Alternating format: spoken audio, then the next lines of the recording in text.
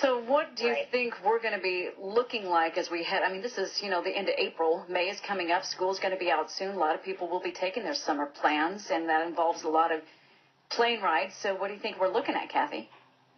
I do think that more flights definitely are going to be delayed. For instance, just even at the very beginning of this process on Monday, while 73% of flights did run on time on Monday, the Monday before, 82% of flights ran on time. So definitely an impact, especially for the people on those 9% of flights that were additionally delayed. And the airlines hate this for a couple of reasons. Number one is they burn fuel, which is it's a waste of fuel. And to put the air conditioning on, they burn more fuel. So if they don't put the air on, they lose money and they get cranky passengers.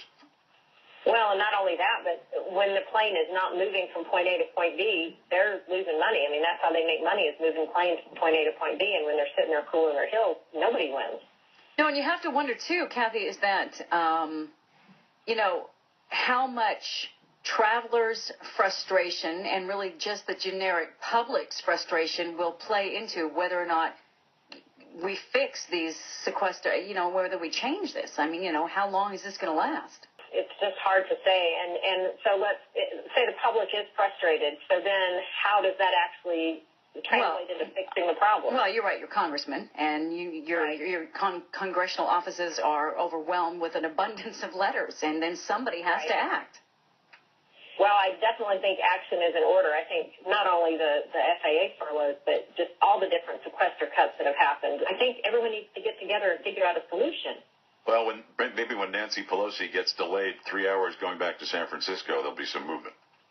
Well, good news. There actually are delays in San Francisco today. The other good thing compounding this is in some parts of the country you get the awful thunderstorm weather, which would, delay things by themselves, and then you add the sequestration on top of that, and you have a real mess. Absolutely. Referring back to Monday, there were 1,200 flights delayed because of staff shortages, but there were a whole other 1,400 because of weather and airport maintenance and things like that. So there's always going to be a base level of delays, no matter when you have it, and then just to layer those sequester delays on top of it, it leads to a frustrating situation. Yeah, absolutely. All right, Kathy, thanks very much. Travel expert Cathi Banks joining us live this morning.